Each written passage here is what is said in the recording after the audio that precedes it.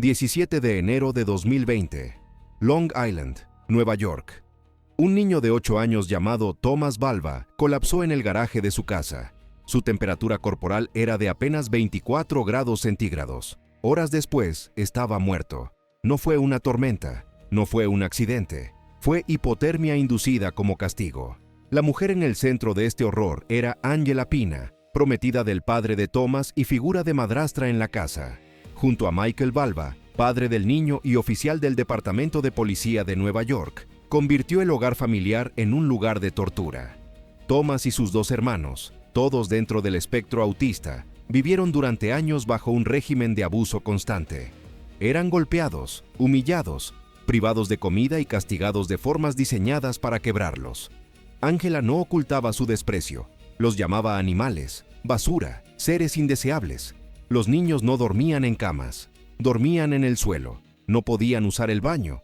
A veces eran obligados a permanecer horas al aire, libre, incluso en invierno. Maestros de la escuela denunciaron repetidamente señales alarmantes: hambre extrema, moretones visibles, olor a orina porque no se les permitía ir al baño. Servicios de protección infantil visitaron la casa varias veces. Nunca retiraron a los niños. La noche del 16 de enero de 2020, el castigo cruzó el límite definitivo. En pleno invierno neoyorquino, con temperaturas bajo cero, Angela y Michael obligaron a Thomas y a su hermano Anthony a dormir en el garaje como castigo por haber hecho un desastre. No había mantas, no había calefacción, solo cemento frío y oscuridad. Mientras los adultos dormían en camas calientes dentro de la casa, los niños temblaban afuera. A la mañana siguiente, Thomas ya estaba en crisis médica. Las cámaras de vigilancia instaladas dentro de la casa, puestas por la propia Angela para controlar a los niños, captaron lo más perturbador. En lugar de pedir ayuda de inmediato, Angela y Michael le arrojaron agua, fría con una manguera, intentando limpiarlo. Perdieron tiempo precioso mientras el cuerpo del niño colapsaba. Cuando finalmente lo llevaron al hospital, ya era demasiado tarde. Thomas Balva murió de hipotermia. El caso sacudió a Nueva York, no solo por la brutalidad, sino por el hecho de que el padre era policía. El símbolo de protección pública escondía un verdugo doméstico, pero el jurado fue claro: Angela Pina no fue una espectadora, fue una fuerza activa en el abuso. Durante el juicio de 2023, la Fiscalía presentó pruebas devastadoras, videos de vigilancia, mensajes de texto donde Angela se burlaba del sufrimiento de los niños, pruebas de que había reducido la calefacción deliberadamente para ahorrar dinero, sabiendo que los niños serían castigados con frío. La defensa intentó culpar únicamente a Michael Balva, describiendo a Angela como una acompañante pasiva. El jurado no aceptó esa narrativa. Angela Pina fue declarada culpable de asesinato en segundo grado y poner en peligro a menores. La sentencia: 25 años a cadena perpetua. Michael Balva recibió la misma condena.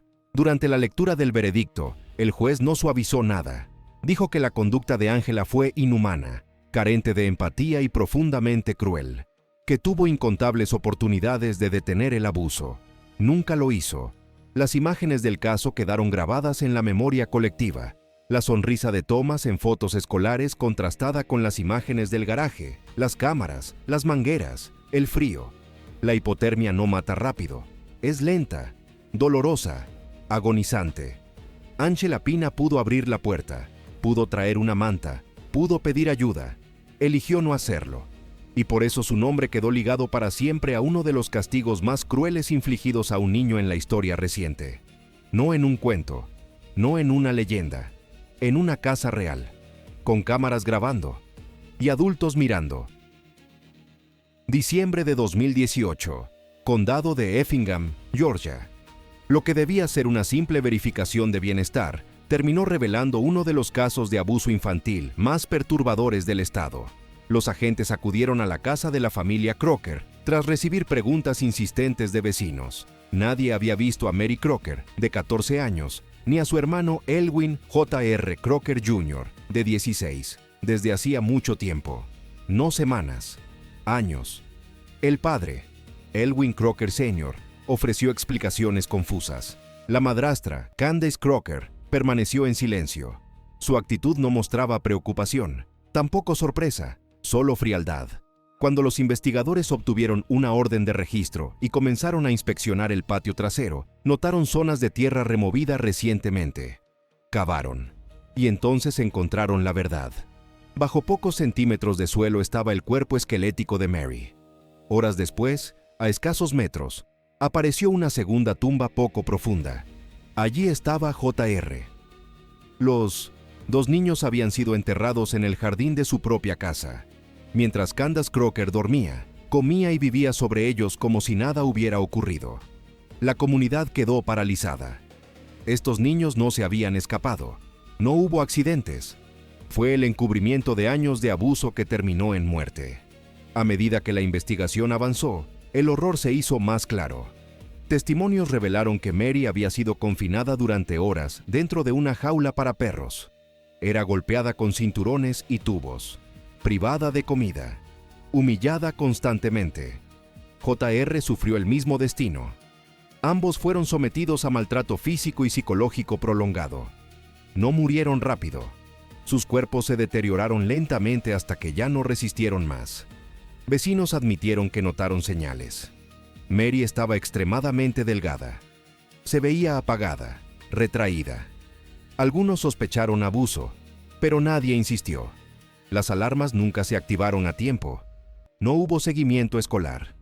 No hubo controles médicos. Los niños quedaron atrapados dentro de esa casa. Cuando los agentes entraron a la vivienda tras descubrir las tumbas, encontraron a otros menores viviendo allí. Uno de ellos tenía discapacidad. Las condiciones eran inhumanas. Esos niños fueron retirados inmediatamente y puestos bajo protección. La pregunta ya no era si Candace Crocker era culpable. La pregunta era hasta qué punto participó. La fiscalía fue clara. Candace no fue una figura pasiva. Participó activamente en el abuso. Aplicó castigos, negó comida, ayudó a ocultar las muertes, eligió la lealtad a su esposo por encima de la vida de los niños que tenía a su cargo. En 2022, Candace Crocker se declaró culpable de asesinato, crueldad infantil y ocultamiento de cadáveres. El juez la sentenció a cadena perpetua sin posibilidad de libertad condicional. Durante la audiencia, los fiscales fueron contundentes. Podría haber hecho una llamada, podría haber pedido ayuda, podría haber salvado 2 vidas. En lugar de eso, eligió el silencio, la complicidad y la participación. Las imágenes del caso recorrieron el país. Cámaras de televisión grabando excavaciones nocturnas, carpas forenses sobre la tierra, agentes levantando fragmentos óseos bajo focos de luz. El vehículo del forense esperando mientras bolsas con restos humanos eran retiradas del patio. El impacto aumentó cuando se conoció el pasado del padre. Antes de mudarse a Georgia, Elwin Crocker Sr. había trabajado como empleado de Walmart e incluso como Santa Claus en un parque temático de Disney. Para el mundo exterior, representaba confianza y calidez. Dentro de su hogar, junto a Candace, creó un sistema de tortura. Candace Crocker terminó su historia judicialmente, pero el caso sigue vivo. Elwin Crocker Sr. aún enfrenta la pena de muerte. Cada actualización de su proceso devuelve el nombre de Candace a los titulares, fijándola para siempre como la madrastra que vivió literalmente sobre 2 tumbas. El patio hoy parece normal. Césped, silencio, una casa más. Pero bajo esa tierra hay una historia que no desaparece. 2 niños que murieron de hambre, golpes y abandono. 2 niños traicionados por la mujer que debía protegerlos. Debería haber sido una historia de supervivencia, pero terminó siendo una historia de traición. Sarah Baker nació en Australia en el año 2000. Desde muy pequeña, la vida la puso a prueba de una forma brutal. A los 5 años fue diagnosticada con cáncer y, como resultado del tratamiento, perdió una pierna. Aprendió a caminar con una prótesis cuando muchos niños aún corrían sin pensar. Pasó años entre hospitales, cirugías y rehabilitación. Sin embargo, quienes la conocían decían lo mismo. Sarah siempre sonreía. Era una niña luminosa, resiliente, fuerte de una manera que desarmaba a los adultos.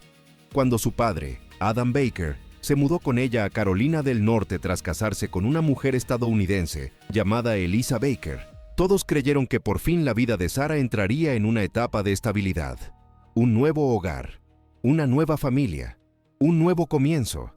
Pero lo que encontró fue el principio del final. El 9 de octubre de 2012, Adam y Elisa llamaron a la policía para denunciar la desaparición de Sarah desde su casa en Hickory, Carolina del Norte. Elisa afirmó que alguien había dejado una nota de rescate exigiendo dinero relacionado con el jefe de Adam. Durante horas, el caso pareció un secuestro. La policía desplegó operativos. Los medios difundieron alertas. Voluntarios rastrearon bosques cercanos. Sin embargo, desde el inicio, algo no encajaba. La nota de rescate era extrañamente específica y torpe al mismo tiempo. Los investigadores descubrieron que había sido escrita en hojas arrancadas del cuaderno personal de Elisa. No existía ningún secuestrador, y cuando Elisa se sometió a un polígrafo, lo falló casi de inmediato. Entonces comenzaron a surgir los testimonios que nadie quiso escuchar a tiempo. Vecinos y maestros contaron que Sarah llegaba a la escuela con lesiones inexplicables, que parecía asustada, que a menudo desaparecía durante semanas con la excusa de estar demasiado enferma para asistir a clases. Meses antes, incluso se había contactado a servicios sociales. Elisa insistía en que la niña era frágil. La realidad era mucho más oscura. 2 semanas después de la desaparición, la búsqueda tomó un giro macabro. Investigadores encontraron una pierna protésica abandonada en una zona boscosa. Pertenecía a Sarah. A partir de ahí, comenzaron a aparecer restos humanos dispersos por el condado de Caldwell, fragmentos de cráneo, huesos aislados, partes del cuerpo esparcidas deliberadamente. Sarah había sido desmembrada. Cuando la evidencia se volvió imposible de negar, Elisa Baker confesó haber falsificado la nota de rescate y admitió su participación en el encubrimiento de la muerte. Intentó culpar a Adam, afirmando que él había matado a su hija y que ella solo ayudó a deshacerse del cuerpo, pero nunca se encontró una sola prueba que lo vinculara directamente con el asesinato. Adam no fue acusado. Toda la responsabilidad recayó sobre Elisa. Los registros judiciales revelaron más horrores. Elisa era adicta a analgésicos, manipuladora, y nunca desarrolló un vínculo real con Sarah. No la veía como una hija, sino como una carga, una molestia, un obstáculo. En 2013, Elisa Baker se declaró culpable de asesinato en segundo grado, obstrucción de la justicia y cargos relacionados con la desmembración del cuerpo. Fue condenada a entre 15 y 18 años por el asesinato, más una sentencia adicional por delitos federales de drogas. Para muchos, la pena fue insultantemente baja. Sarah no murió de cáncer, no murió por su discapacidad. Murió porque la mujer que debía cuidarla decidió destruirla. Sus restos fueron incinerados. Parte de sus cenizas regresaron a Australia, donde su familia construyó un memorial. En Carolina del Norte se creó un jardín comunitario en su honor, lleno de flores y mariposas. Elisa Baker, en cambio, quedó marcada para siempre como algo más que una asesina. Se convirtió en la imagen real de la madrastra, malvada, no de los cuentos, de la vida real. Junio de 2020, Reino Unido. Mientras el país estaba paralizado por el confinamiento por COVID, un niño de 6 años llamado Arthur Lavinho Hughes estaba siendo torturado dentro de su propia casa. Arthur no vivía con su madre biológica. Ella estaba en prisión. Quedó al cuidado de su padre, Thomas Hughes, y de la nueva pareja de este, Emma Tustin. Oficialmente, era un hogar estable. En la práctica, era una celda. Desde el inicio, Arthur fue tratado como un enemigo. Se le negó comida de forma deliberada. Se le obligó a permanecer de pie hasta 14 horas seguidas como castigo. Fue aislado del resto de su familia. Fue humillado, golpeado y envenenado lentamente con sal. Antes del confinamiento, profesores y familiares ya habían notado señales alarmantes: pérdida extrema de peso, moretones, miedo constante. Pero cuando las escuelas cerraron, Arthur quedó completamente invisible para el sistema. La casa se convirtió en un escenario de tortura documentada.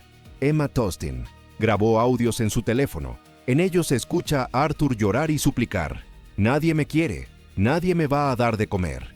Esas palabras se convertirían más tarde en uno de los símbolos más devastadores del abuso infantil en el Reino Unido.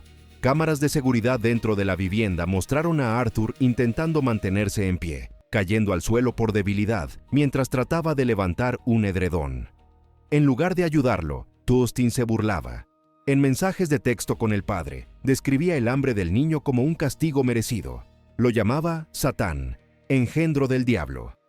Hughes no solo sabía lo que ocurría, lo alentaba.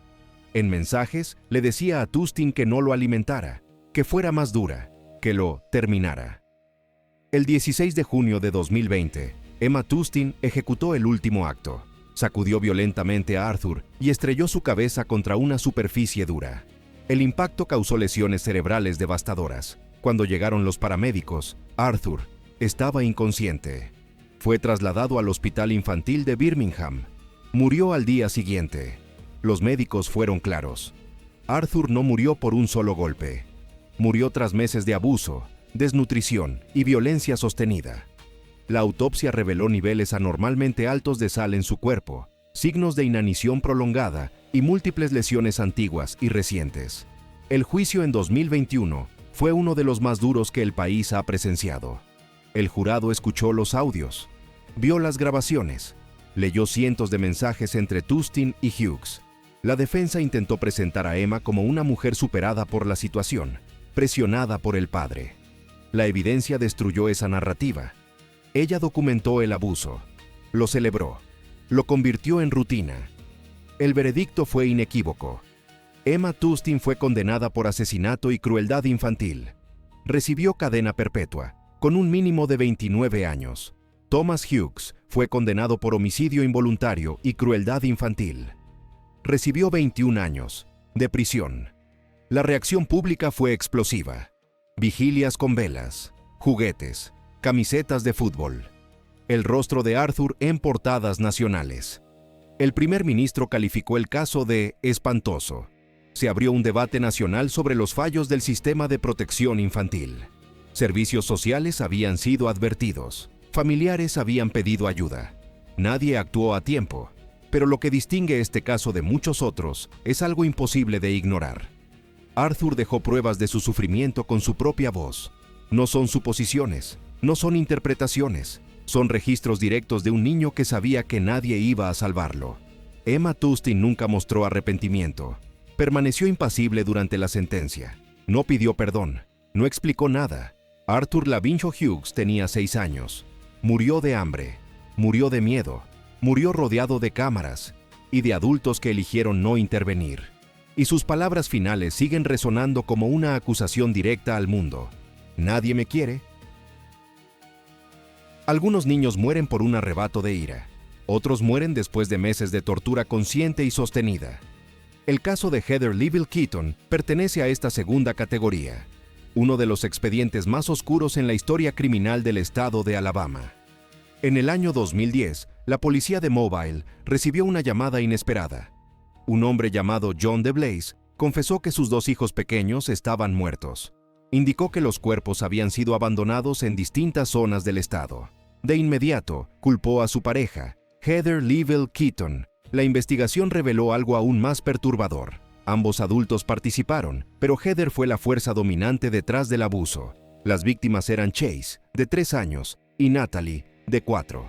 Desde el momento en que Heather entró en sus vidas, la casa se transformó en una prisión. Testimonios judiciales demostraron que los niños eran privados sistemáticamente de comida, encerrados durante horas y castigados de maneras diseñadas para provocar dolor físico extremo. Heather no castigaba para corregir, castigaba para dominar. Obligaba a los niños a permanecer de pie durante horas sosteniendo objetos pesados. Si los dejaban caer, eran golpeados. En otras ocasiones, los ataba con cinta adhesiva, los encerraba en armarios o los dejaba sin agua ni comida como castigo. Uno de los detalles más escalofriantes salió a la luz durante el juicio. Chase fue forzado a beber lejía. No fue un error, no fue negligencia, fue sadismo prolongado. Vecinos notaron que los niños estaban extremadamente delgados y apagados. Algunos sospecharon abuso. Nadie intervino. Como en tantos otros casos, el horror continuó detrás de puertas cerradas. Chase fue el primero en morir. Su pequeño cuerpo fue abandonado en una zona boscosa cerca de Citronelle, Alabama. Meses después, Natalie también fue asesinada. Su cuerpo fue dejado en otro lugar, cerca de la frontera con Florida. Ambos niños permanecieron desaparecidos durante meses, mientras sus restos se descomponían al aire libre. Cuando los cuerpos finalmente fueron encontrados, el país reaccionó con horror. El juicio de Heather Leaville Keaton en 2015 dejó claro que la violencia no fue accidental ni compartida por igual. La fiscalía presentó mensajes y testimonios donde Heather se refería a los niños como no míos, molestias y cargas. Testigos confirmaron que ella expresaba abiertamente que no quería a esos niños en su casa. Heather intentó defenderse acusando a John DeBlaze de ser el agresor principal. Dijo que ella solo obedecía. El jurado no creyó esa versión. Las pruebas mostraron que Heather organizaba, intensificaba y normalizaba el abuso. Ella estableció las reglas. Ella decidió hasta dónde llegar. El veredicto fue contundente. Heather Leaville Cayton fue declarada culpable de asesinato capital por la muerte de 2 niños. El juez la condenó a pena de muerte, una sentencia extremadamente rara para mujeres en Estados Unidos, reflejo directo de la gravedad del crimen. John DeBlaze también recibió la pena capital. Desde entonces, Heather permanece en el corredor de la muerte en la prisión de mujeres Julia Tutwiler, en Alabama. Su defensa ha presentado múltiples apelaciones. Todas han sido rechazadas. En 2023, el tribunal volvió a confirmar la sentencia. El caso sigue reapareciendo en los medios porque representa una verdad incómoda. Algunos abusadores no pierden el control, lo perfeccionan. Chase y Natalie no murieron por un accidente. Murieron porque una mujer convirtió el sufrimiento infantil en rutina diaria. Heather Leaville Cayton no fue una madrastra negligente, fue una verduga doméstica, y su nombre quedó grabado como símbolo del nivel más extremo de traición posible. Una mujer que entró en la vida de 2 niños y los destruyó lentamente. El 26 de marzo de 2018, un SUV blanco fue encontrado en el fondo de un acantilado en el condado de Mendocino, California. Dentro habían viajado 8 personas, 6 niños y 2 adultas. No hubo sobrevivientes. Al principio, todo parecía un accidente trágico, un viaje familiar que salió mal, una carretera peligrosa junto al Océano Pacífico. Pero esa versión se derrumbó en cuestión de días. La investigación reveló que no fue un accidente. Fue un asesinato-suicidio cuidadosamente planeado. La mujer al volante era Jennifer Hart. Jennifer y su esposa Sarah Hart eran conocidas públicamente como una pareja ejemplar. Blancas, progresistas, veganas, activistas en redes sociales. Vivían en Washington con 6 niños afroamericanos adoptados: Marcus, Hannah, Devonte, Abigail, Jeremiah y Sierra. Sus perfiles de Facebook estaban llenos de fotos sonrientes, camisetas a juego y mensajes sobre amor, inclusión y familia. Pero todo era una puesta en escena. Los niños habían sido adoptados desde el sistema de acogida en Texas. Provenían de familias vulnerables, pobres, con dificultades. Jennifer y Sarah se presentaron como salvadoras. Pero una vez dentro de la casa, la realidad fue completamente distinta. Maestros informaron que los niños llegaban a la escuela con hambre, pidiendo comida a sus compañeros. Hannah apareció con moretones y le dijo a una enfermera que había sido golpeada con un cinturón. Devonte, el más expresivo, pedía comida a los vecinos y confesó que en casa les negaban alimento como castigo. Cada vez que las autoridades se acercaban, Jennifer y Sarah reaccionaban igual. Sacaban a los niños de la escuela, cortaban contacto y se mudaban de estado. Washington, Oregon, California, siempre huyendo. En 2014 ocurrió el momento más engañoso de todos. Durante protestas en Portland, una fotografía se volvió viral. Devonte abrazando a un policía, llorando. La imagen recorrió el mundo como símbolo de reconciliación racial. Lo que nadie sabía era que Jennifer había forzado ese momento. Años después, Devonte rogó a vecinos que no creyeran lo que veían en Internet. Su vida no era amor, era hambre y miedo. En 2017, las señales ya eran imposibles de ignorar. Servicios de protección infantil en Washington iniciaron investigaciones por abuso y negligencia. Vecinos denunciaron que los niños estaban demasiado delgados y desesperados. CPS visitó la casa varias veces. Jennifer siempre esquivaba, siempre retrasaba, siempre mentía. En marzo de 2018, la presión llegó al límite. Un trabajador social dejó una tarjeta en la puerta, anunciando que volvería al día siguiente. Jennifer Hart entendió el mensaje. El sistema estaba a punto de quitarle el control. Esa noche, ella y Sarah empacaron a los niños en el SUV. No había vacaciones, no había plan. Jennifer condujo hacia el sur, por la carretera 1, hasta un tramo aislado con vista directa al océano. Allí, giró el volante deliberadamente y lanzó el Vehículo desde un acantilado de más de 30 metros. El impacto fue devastador. Los informes toxicológicos revelaron detalles escalofriantes. Sarah Hart tenía altos niveles de Benadryl en su cuerpo. Los niños también, lo suficiente para dejarlos somnolientos, incapaces de resistir. Jennifer, la conductora, estaba fuertemente intoxicada con alcohol. Esto no fue impulsivo. Esto fue premeditado. Los investigadores concluyeron que Jennifer Hart drogó a su familia y luego los mató a todos. El informe oficial fue claro: asesinato-suicidio.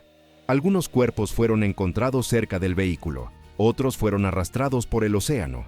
El cuerpo de Devont nunca fue recuperado. Las audiencias posteriores destrozaron la imagen pública que habían construido. Testimonios de maestros, vecinos y trabajadores sociales demostraron que los niños habían vivido años de abuso, aislamiento y hambre. El acantilado fue el último acto de control de dos mujeres que prefirieron matar antes que perder a los niños. El caso se conoció como los asesinatos de la familia Hart. Documentales, podcasts e investigaciones expusieron cómo múltiples estados fallaron en proteger a 6 niños. La imagen perfecta de redes sociales había engañado a todos. Jennifer Hart nunca enfrentó un tribunal. Su castigo llegó al fondo del acantilado. Pero la pregunta sigue abierta. ¿Cuántas personas vieron las señales y eligieron mirar hacia otro lado?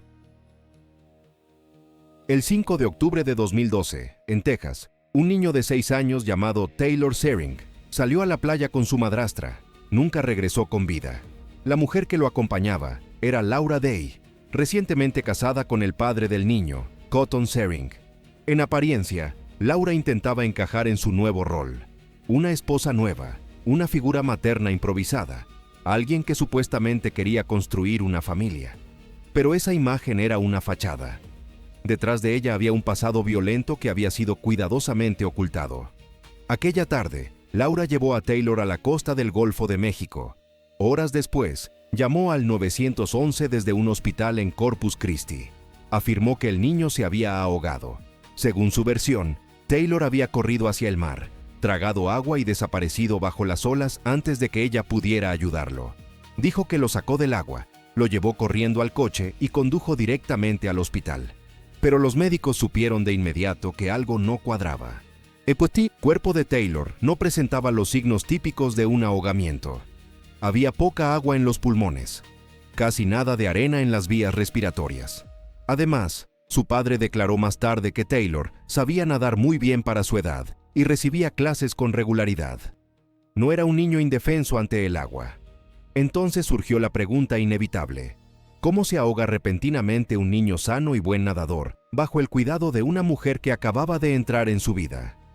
La policía comenzó a investigar a Laura Day, y lo que encontraron fue alarmante. Décadas antes, en 1982, Laura había sido condenada por asesinato. Había matado a tiros a su exnovio en el condado de Harris, Texas. Cumplió solo 2 años de prisión tras una reducción de sentencia en apelación. Ese pasado jamás fue revelado a Cotton Sering. Laura lo enterró junto con su antigua identidad. Los investigadores también descubrieron una actividad inquietante en Internet. Laura buscaba información sobre horóscopos, creencias de la nueva era y teorías de reencarnación.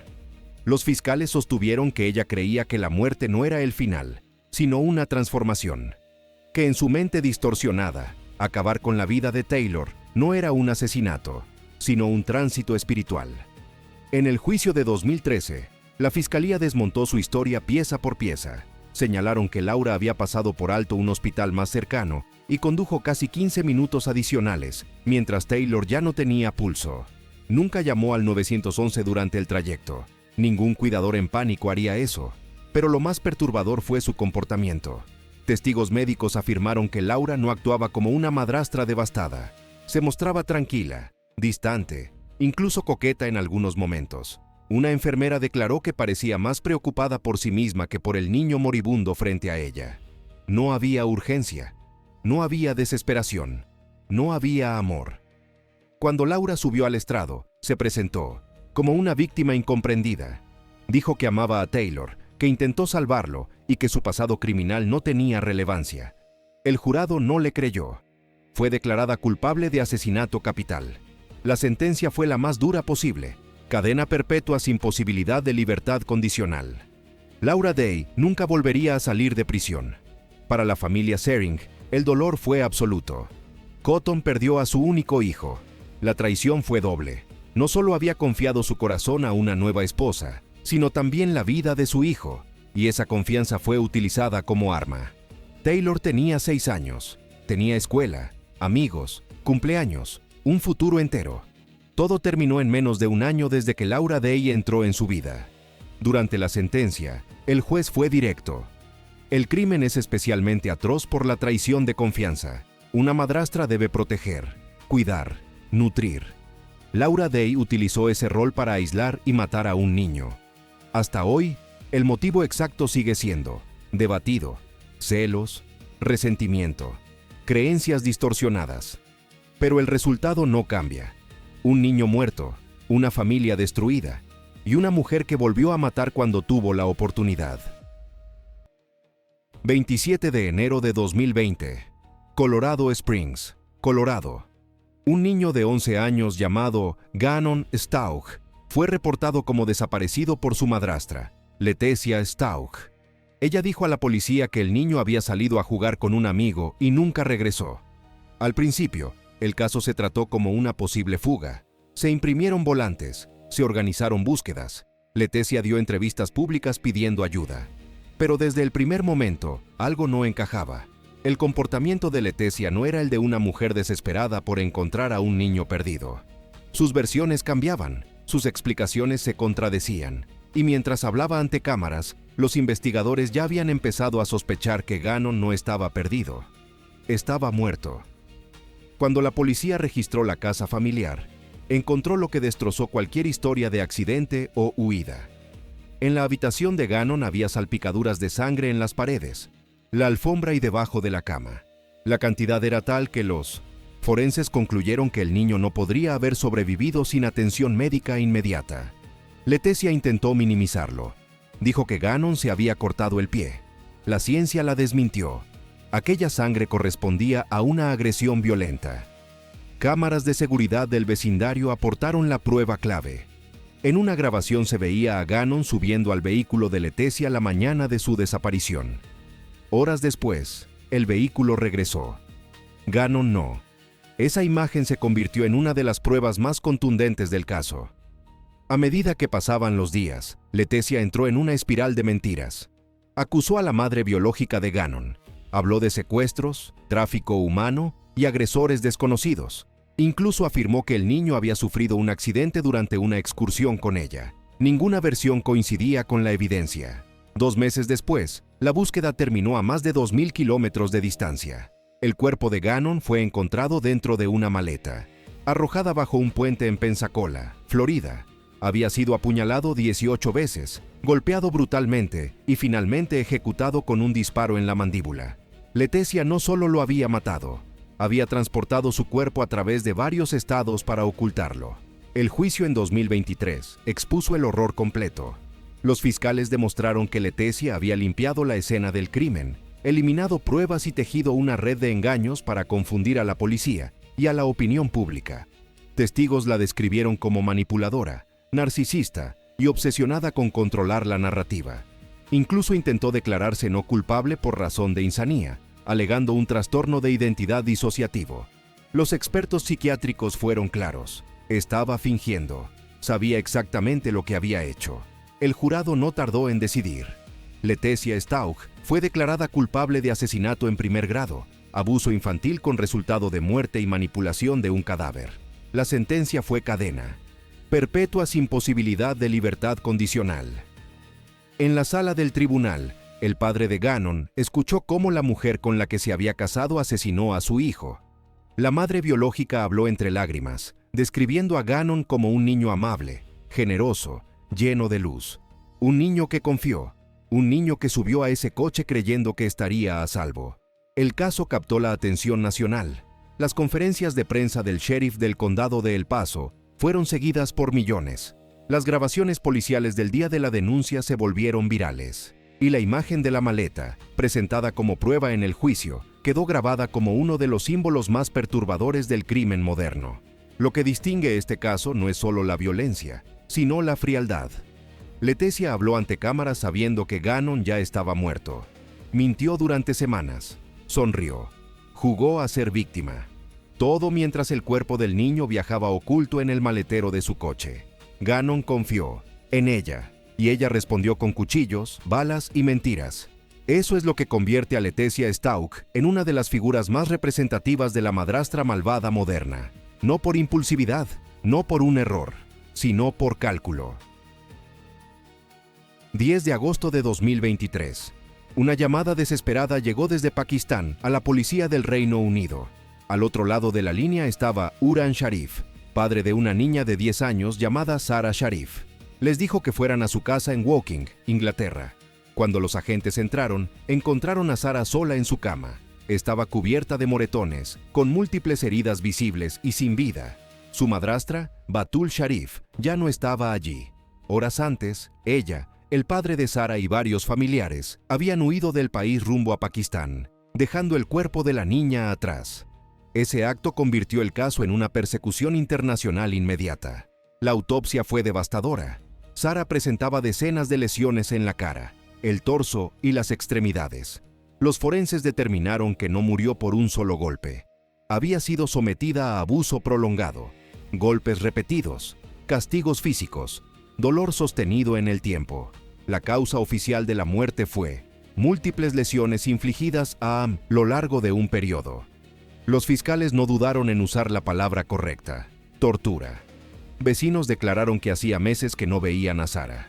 Había sido retirada de la escuela, aislándola de profesores que podrían haber detectado las señales. Ya no jugaba afuera, no recibía visitas, vivía completamente bajo el control de su padre y su madrastra. La investigación reveló que Batul resentía profundamente a Sarah. La veía como una carga, una intrusa dentro de su nueva familia.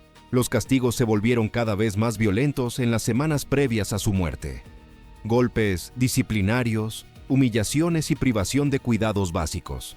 Mientras el cuerpo de Sarah yacía en la casa, los adultos responsables abordaban un vuelo internacional. Durante semanas, el padre y la madrastra se escondieron en Pakistán, intentando evitar la extradición. Familiares los protegieron. La indignación pública creció. En septiembre de 2023, apareció un video de Batul leyendo una declaración desde la clandestinidad. Su voz era plana, sin emoción. Afirmaba que la muerte de Sarah había sido un accidente. La reacción fue inmediata. El público señaló su frialdad, su ausencia total de duelo, su negativa a enfrentar la justicia. Bajo presión internacional, la policía pakistaní arrestó a Batul Sharif, Uran Sharif y a otros familiares implicados. Fueron extraditados al Reino Unido y acusados de asesinato y crueldad infantil. El juicio en el Old Bailey, en 2024, expuso la realidad completa. Los fiscales describieron una campaña de abuso liderada por Batul, con la complicidad activa del padre. El tribunal escuchó cómo Sarah era golpeada con regularidad, obligada a castigos humillantes y privada de atención médica. Un detalle estremecedor: en muchas ocasiones, Sarah dormía en el suelo, magullada y agotada, mientras los adultos seguían con su vida como si nada. El juez fue implacable. Dijo que habían condenado a Sarah a una vida de miedo y dolor, que sus actos equivalían a tortura, que la retirada de la escuela y la huida del país demostraban conciencia total de culpa. El veredicto fue claro. Uran Sharif fue condenado a cadena perpetua, con un mínimo de 40 años antes de poder optar a libertad condicional. Batul Sharif recibió cadena perpetua, con un mínimo de 33 años. El caso sacudió al Reino Unido y al mundo. Fotografías escolares de Sarah, sonriente e inocente, circularon junto a imágenes de Batul en el tribunal, inexpresiva, distante. La indignación se dirigió también al sistema. ¿Cómo una niña pudo desaparecer del radar escolar durante meses sin que nadie interviniera? Sarah Sharif murió con 10 años, no en un país sin recursos, no en una guerra, sino en una ciudad moderna, con servicios sociales, escuelas y vecinos alrededor. Murió porque los adultos que debían protegerla eligieron la violencia, el silencio y la huida. Su historia quedó como una advertencia brutal: el mal no siempre grita. Veces se esconde detrás de una familia normal, hasta que ya es demasiado tarde. Marzo de 2020. Condado de Westmoreland, Pensilvania. Una niña de 3 años llamada Bella Crest fue llevada de urgencia al hospital. Estaba inconsciente, cubierta de moretones y con lesiones internas catastróficas. Los médicos intentaron salvarla. No pudieron. Bella murió poco después de llegar. La responsable no era una desconocida. No era un intruso. Era su madrastra, Laura Ramírez. Al principio, Ramírez contó una historia simple. Bella se había caído por las escaleras, pero los médicos supieron de inmediato que era una mentira. Las heridas eran demasiado extensas, demasiado profundas, demasiado repetidas. El cuerpo de Bella no hablaba de un accidente, hablaba de abuso sistemático. La Fiscalía del Condado abrió una investigación exhaustiva. Lo que descubrieron fue una cadena de violencia que se había prolongado durante meses. Bella vivía aterrorizada dentro de su propia casa. Ramírez la golpeaba con frecuencia, la castigaba de forma desproporcionada, la aislaba y la sometía a un control constante. La violencia fue escalando hasta que una agresión final le destrozó los órganos internos. Los fiscales no dudaron en usar una palabra concreta: tortura. Testigos relataron que Ramírez gritaba a Bella a diario, la insultaba, la humillaba, usaba castigos físicos que no tenían nada que ver con disciplina. Vecinos declararon haber escuchado ruidos perturbadores provenientes de la vivienda, pero nunca imaginaron el nivel real de crueldad hasta que fue demasiado tarde. El motivo fue tan frío como perturbador. Laura Ramírez no estaba desbordada, no sufrió un colapso momentáneo, no actuó por error, simplemente no quería a Bella. Amigos y conocidos afirmaron que resentía profundamente la presencia de la hija de otra mujer en su vida. Para ella, Bella no era una niña que necesitara amor. Era un estorbo en su relación con el padre de la menor. El día que Bella murió, Ramírez no pidió ayuda de inmediato. En lugar de llamar al 911, esperó, mintió. Retrasó la atención médica mientras la niña se desangraba internamente. Solo la llevó al hospital cuando ya no había nada que hacer. Para la fiscalía, esa demora fue clave. Demostraba intención y control, no pánico. En el juicio de 2022, el jurado escuchó todos los detalles. Vieron fotografías de las lesiones. Escucharon a expertos médicos explicar el dolor extremo que Bella habría sufrido antes de morir. También escucharon sobre la absoluta falta de remordimiento de Ramírez. Incluso mientras su hijastra agonizaba, su prioridad fue protegerse a sí misma. El veredicto fue unánime. Laura Ramírez fue declarada culpable de asesinato en primer grado. La sentencia: cadena perpetua sin posibilidad de libertad condicional. Durante la audiencia final, el juez fue contundente. Dijo que Ramírez había despojado a una niña de su vida con una crueldad que desafiaba la humanidad, que había traicionado el rol de cuidadora de la forma más absoluta. Para la familia biológica de Bella, la condena no trajo cierre. Su madre lloró en la sala del tribunal, describiendo a Bella como una niña alegre, cariñosa, llena de vida. Una vida que fue arrancada antes incluso de poder empezar. La comunidad reaccionó con rabia. Se realizaron vigilias con velas y globos. Vecinos exigieron mayor protección para niños en hogares donde no existe supervisión real. Muchos se preguntaron lo mismo. ¿Cómo nadie intervino antes? Las señales estaban ahí. Los golpes no estaban ocultos. El miedo era visible. Hoy, Laura Ramírez cumple su condena en una prisión de Pensilvania. Pasará el resto de su vida tras las rejas, pero su nombre quedó grabado de una forma mucho más oscura. Como una de las mujeres que encarnó el arquetipo de la madrastra malvada, no en cuentos infantiles, sino en los gritos reales de una niña de 3 años que nunca estuvo a salvo. 10 casos, 10 niños, 10 historias que nunca debieron existir. No eran extraños, no eran intrusos, no eran sombras en la noche. Eran las mujeres a las que se les dijo que cuidaran, las que se sentaron a la mesa, las que vivieron bajo el mismo techo. Estas historias no hablan solo de asesinato, hablan de traición prolongada, de abuso normalizado, de adultos que tuvieron múltiples oportunidades para detenerse y no lo hicieron.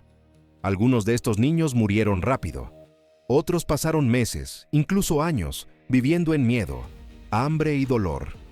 Todos compartieron algo en común: nadie los protegió a tiempo.